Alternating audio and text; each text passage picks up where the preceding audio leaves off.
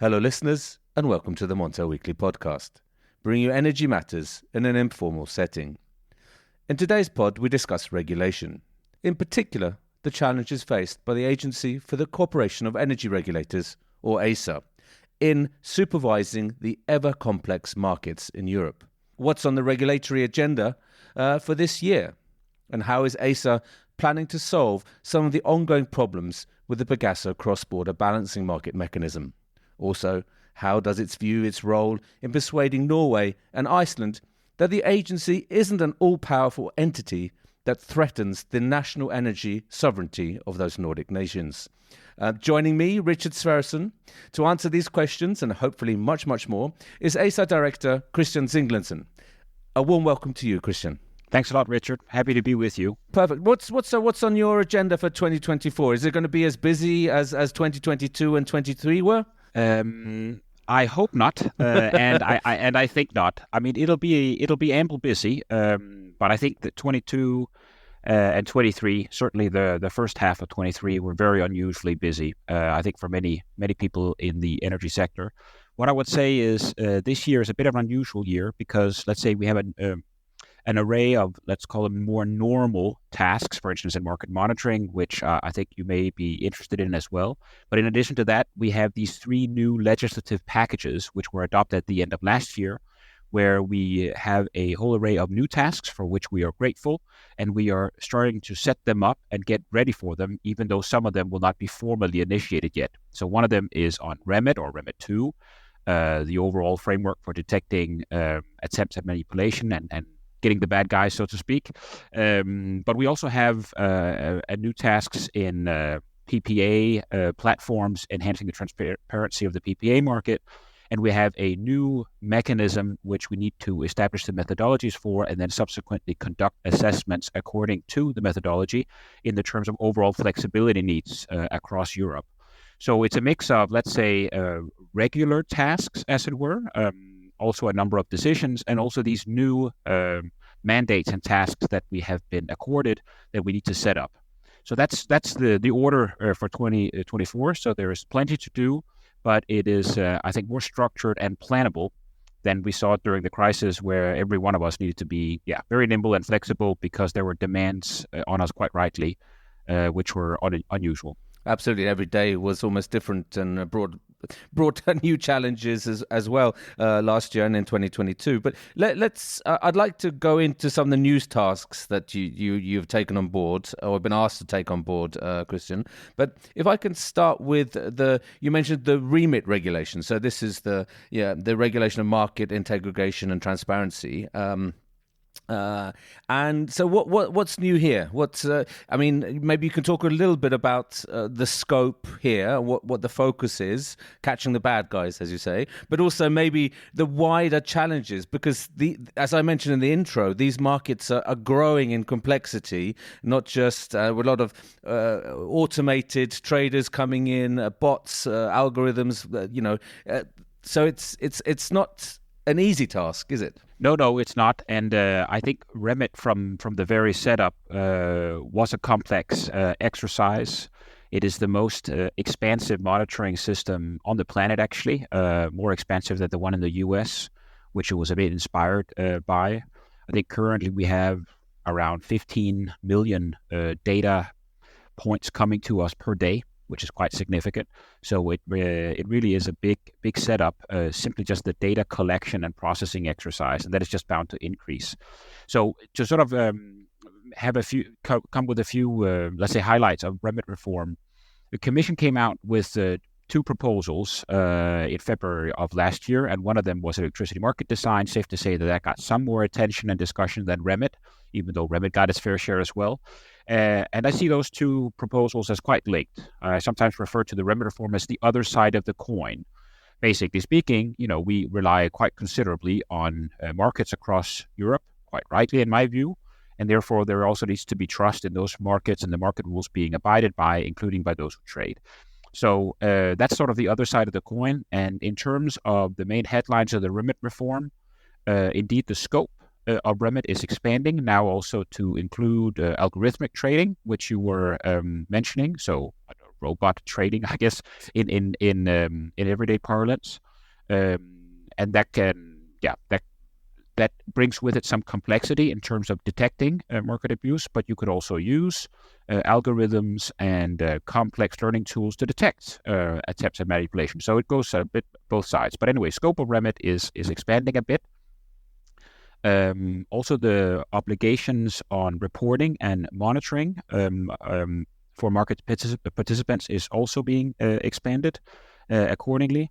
There'll be a closer alignment between, let's say, the energy market rules and the financial market rules. Maybe that's more nitty-gritty. And then something which I think was discussed more than some of these other elements, notwithstanding that these other elements are also important, is the fact that we as an agency, as something new, have now been granted investigatory powers in certain select cross-border cases. So there are not necessarily that many, but they could be pretty big and complex. And there are some conditions attached to us being able to exercise those investigatory powers. But that is new. And that is something that we will need to set up, hire people, get IT systems, and develop quite advanced protocols on how we seek information, how do we conduct searches of business premises. That won't be an everyday activity, but it'll happen once in a while, and that we don't have experience with yet, even though we do have staff with us who have experience from, let's say, a national competition or financial authority, or indeed some with the DG competition from the Commission, but we don't, as an agency, as an organization, have that set up yet. So that will be a significant thing for us to put in place, and that'll take some time. The resources, staff, and financial resources and human resources will come as of 2025, but we're not waiting for 2025. We are getting ready with the planning as such. So that's a big feature of it for us as an agency. And how does that work then, Chris, in terms of it's a cross-border issue? If there are cross-border issues, so something that goes over two jurisdictions, you wouldn't have those powers in the individual member states, but it's only if there's something crosses two jurisdictions, as I said. Indeed. It needs to be a case which not just affects multiple countries, but the trading pattern in question, which we would then find suspicious and would wish to investigate, would need to involve delivery of energy wholesale products in multiple countries. And there is also some provisions, maybe this is a bit nitty-gritty for those listening, but there are some provisions as to if the national regulatory authorities are taking those cases on in stride, we would not go in and, let's say, supersede that. It would be, let's say, in the absence of that we would do it. So there are some conditions attached to it, and rightly so, because there's no need for us to get involved there where the national regulatory authority or authorities are investigating it already. Or if they ask you in particular, then you'd say that too. Yeah. That too. Yeah. So, Christian, I mean, just for the listeners out there who don't really understand maybe how the oversight or the supervision works in practice. So, do you have? I mean, obviously there are oversight supervisory systems in place at the exchanges for the national regulators. But then, do you also monitor them at the same time?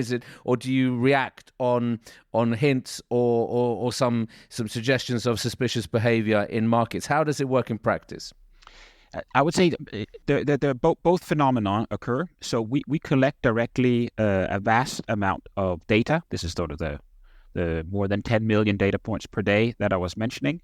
And then we have some systems in place which scrutinize that data, and we have certain alerts which points to possible suspicious behavior, which will then be looked at in more detail. Obviously, it's not people to go through 15 million data points as such. That would be a pretty long day job. But there are some, let's say, mechanisms which select certain things that we would look more closely at. And some amongst them, a subset of them, we would want to dive further into, and there we would develop some, let's say, reporting or overview file, which we would share with the national regulatory authority or authorities in question, and it then would be up to them to pursue it further. There is also the examples of us getting the proverbial heads up, and then we look into certain things and share our views and findings with the relevant authorities again. And again, it would then be for them to follow up. What I mentioned before, these new investigatory powers only adds to that, let's say, division of labor in the sense in a few select cross-border cases, the following up in terms of further investigations may then be us, as opposed to strictly at the national level. That is the new element in this particular, let's say, evolving Remit story. And you'd be able to take those cases further, as into to the courts or wherever they may lead. Yeah, so the investigation would consist, for example, of seeking various types of relevant information from the company or let's say entities in question. And it can also involve us showing up at the business premises and getting access to information, the so-called dawn raids that you know from competition, etc., very dramatic term. And then we would analyze the information we retrieved, and we would have a final report coming out from that. And then your question perhaps is, so what happens with that then? And that report, once done, would be handed over to the relevant national authorities for the enforcement. So we don't have enforcement powers alongside our investigation powers. That is still a strictly national issue. We have enforcement powers on a few procedural issues, like let's say we show up at the premises and they are not so keen to open the door and share their hard disk with us. Then there's enforcement powers in line with national procedural law, etc. But I will call them somewhat more procedural in terms of allowing us to exercise our investigatory powers, not enforcement in the sense of going all the way and having a final decision with sanctioning, which may be challenged in courts, etc. That would be up to the national authorities in question. Yeah. I mean, I think that's quite an important clarification, because that's one of the main misunderstandings of your role in the energy markets. I think it's that enforcement role and breaches and stepping onto national sovereignty, and I think that's very clear that that's not the case here, Christian. But if I can also ask, if you have all this amount of data piling in every day, to what extent do you use AI to help you to digest and analyze the data? I wouldn't say AI specifically, but we do have some quite advanced coding and using, let's say, advanced tools to help scrutinize that data. And then we have quite complex codes that determine which types of activity are worth looking at in more detail. Not to say that they are ipso facto suspicious, but they're worth looking at in more detail. So I'm not the greatest expert on the planet on artificial intelligence, but if we were, let's say, to go down that route a bit more, we would of course need to be extraordinarily careful as to which tools and mechanisms we were to use. I would think it would be something that need to be quite closed and bespoke, because it would not be so fortunate if we were to share with a broader machine learning tool available to all what type of codes we were looking for, as you might suspect.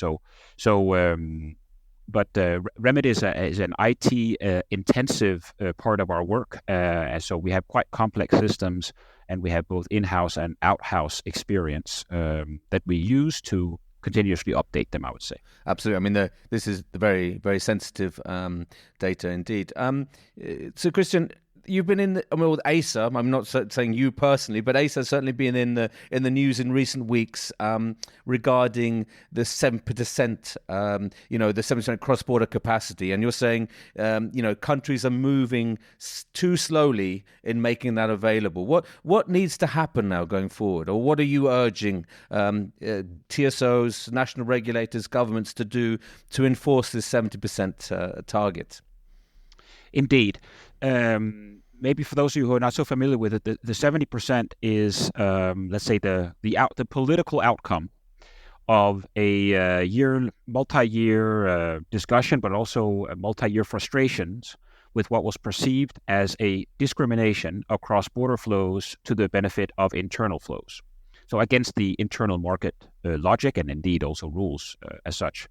And the frustration was that this was actually difficult to do away with. It was difficult to enforce. It was difficult to get a hold on. And the political solution opted for amongst governments and ultimately translated into legally binding obligations is 70%. So 70% cross-border capacity should be made available for trade. There's 30% buffer for system operation, safety, whatever. So that's it. And there are some discussions at I think legitimately.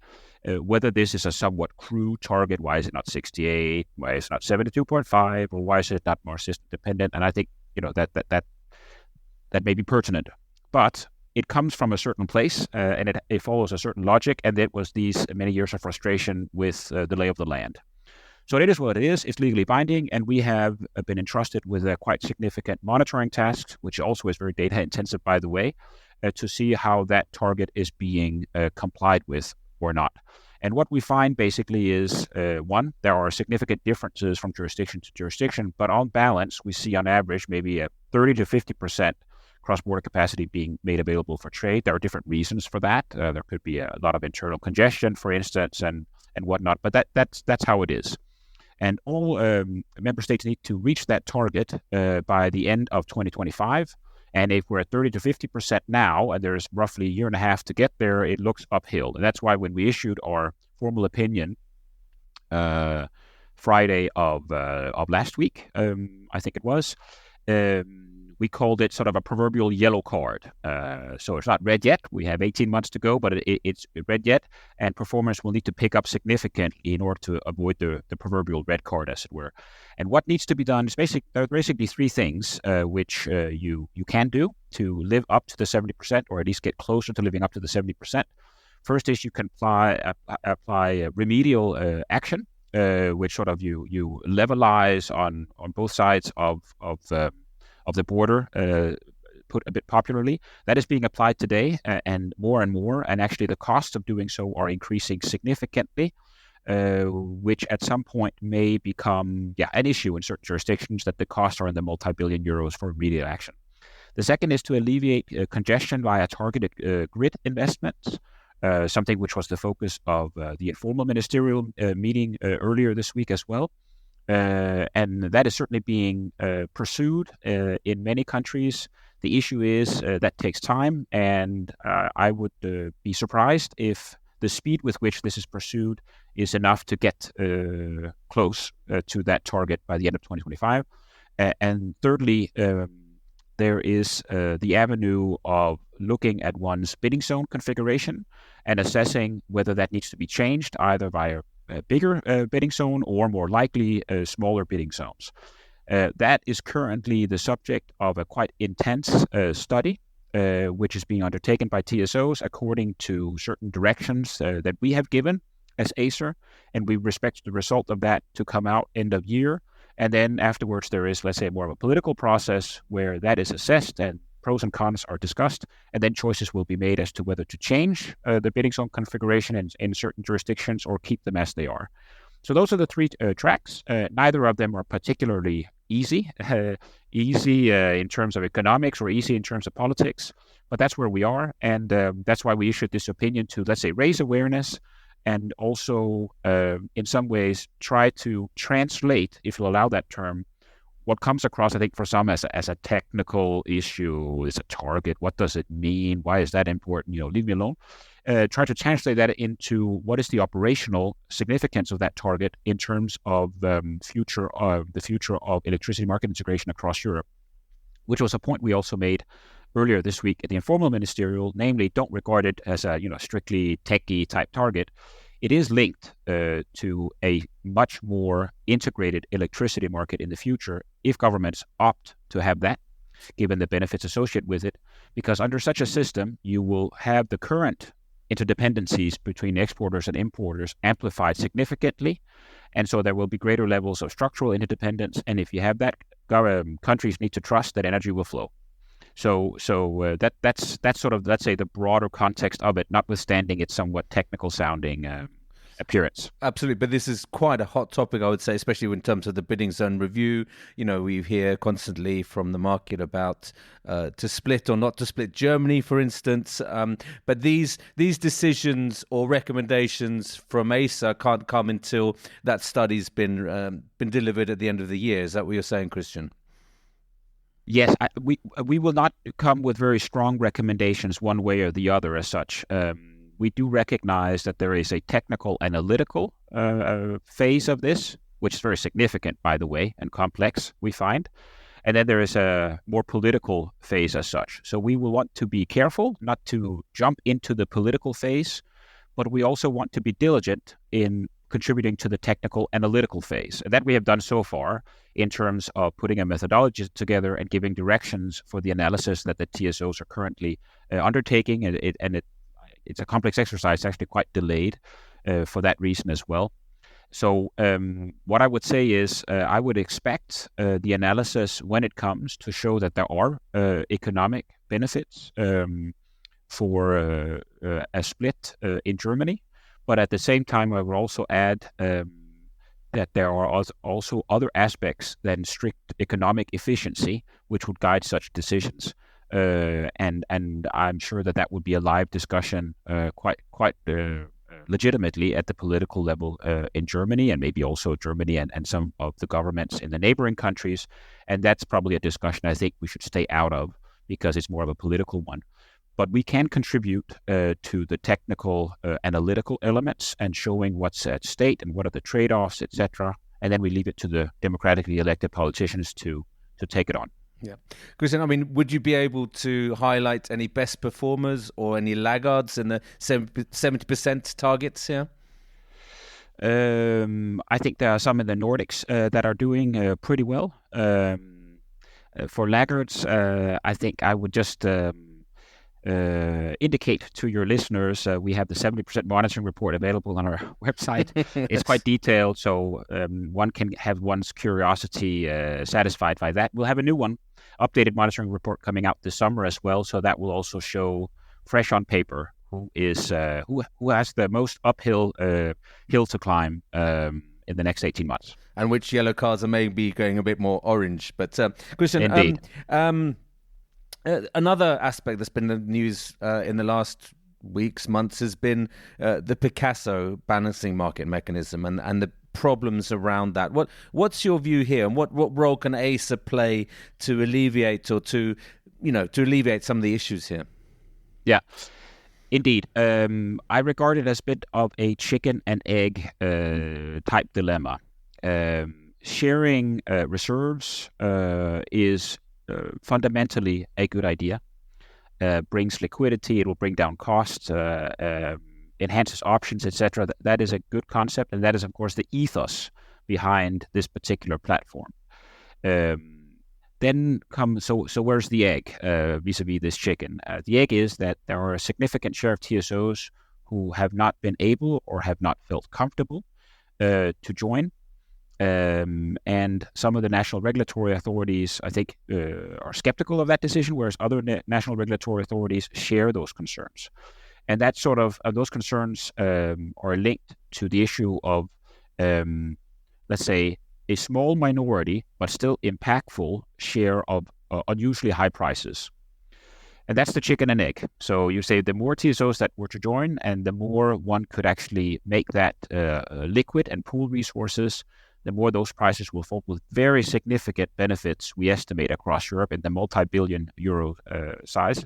But this reticence, because one sees these spikes, albeit they're not so frequent, but then they're quite high in the several thousand euros prices, that can, let's say, scare some off. Maybe that's too popular an expression, but you know what I mean. So TSOs have asked us to look at some adjustments, let's say maximum minimum price adjustments like you have in intraday, and that we have pledged that we would indeed look at to try to address at least partially some of the concerns expressed, with a view to have more TSOs join, with a view to then pool resource, with a view then to bring prices down. Also in light of the fact that there are some who are joining now, and perhaps they feel, I don't know if it's the right term, but maybe it's a bit unfair that they joined in the expectation that others would join and now they're waiting, etc.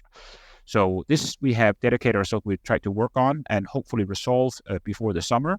And that's important because the legal deadline for TSOs joining, at least those that are in the, let's say, the synchronous areas, not the Baltic necessarily, but those that are, let's say, part of that club, to join before, I think it's the end of July. So that's what we're hoping will happen if we manage to address these concerns, at least partially in time. And then we will hopefully turn the page and move into a different phase of Picasso. But you're optimistic that these will be resolved and that you will have more and more TSOs coming on board then from July onwards. Yes, I am. I hope we can have them all come on board within the deadline. That may not be possible for some. Maybe there are some data tweaks at their end that need to be undertaken. But okay, the deadline has already been extended 2 years. So legally speaking, it's in July or in compliance. But we also need to, of course, to be pragmatic and let the necessary data systems be in place, etc. But I hope we can have a big collective jump by July, and then maybe a few will jump in the pool a bit later.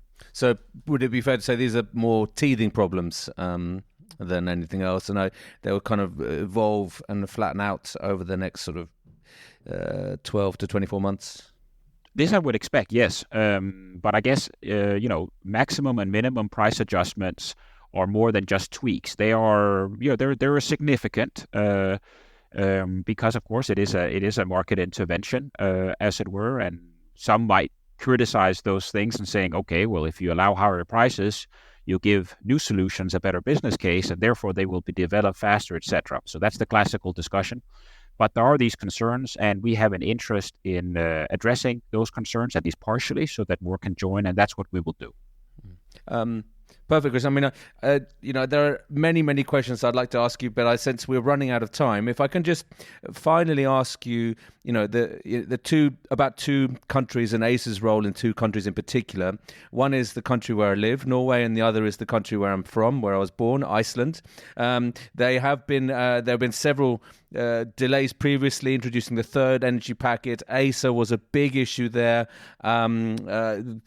I think rightly or wrongly, I think it was the role of Acer in energy markets was very much misunderstood, but it's become almost like a dirty word in some circles in Norway, unfortunately. And I just wonder how you and the agency, what kind of PR campaign, or how are you going to address this? Because the fourth energy pack is going to come on the agenda soon. We've already seen warnings in Norway about delays to the Renewable Energy Directive.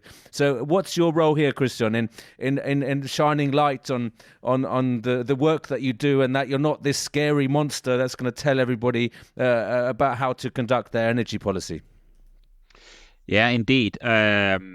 I think it's safe to say that Acer's brand recognition value, if I can take that commercial term, is the highest in Norway and Iceland across Europe, and it's not necessarily for the positive.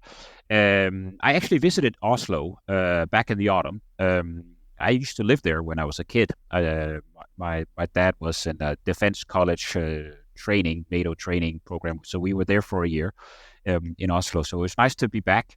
And I went at the invitation of NVE, so the energy agency / regulator for Norway. And I went deliberately after the Supreme Court judgment was rendered, because I found it inappropriate to come, during that high-profile court case, which actually centered around, as you say, whether it was constitutionally compliant to accept the third energy package, of which a relevant subcomponent was Acer indeed. So what I did there was I met some of the authorities, but I also did a few media interviews, etc., and tried to explain what we do, and in particular what we do not do, and what our ambitions are, and in particular what our ambitions are not, etc. So that was one attempt at sort of hopefully putting a bit more of a human face on Acer, and maybe demystifying a little bit what we're about and how we work. And that's probably not the end of it. Maybe we need to do a little bit more in that way. So I'm in contact regularly with our Norwegian counterparts. This is NVE, they are called in Norway. And we'll see when it's beneficial for us to, let's say, speak more directly to the Norwegian authorities, or indeed Norwegian media or Norwegian people. I'm Danish myself, so Danish-Norwegian translates pretty well. So that can maybe also help in more of a, let's say, a direct dialogue. I think that makes a lot of sense, and good luck with that, Christian. But I think we've run out of time now, so much more I'd like to discuss. Maybe we can invite you back some point. Maybe when the debate starts hotting up in Norway and Iceland. But in the meantime, Christian, thank you very much for joining the Montel Weekly Podcast. My pleasure. Bye bye.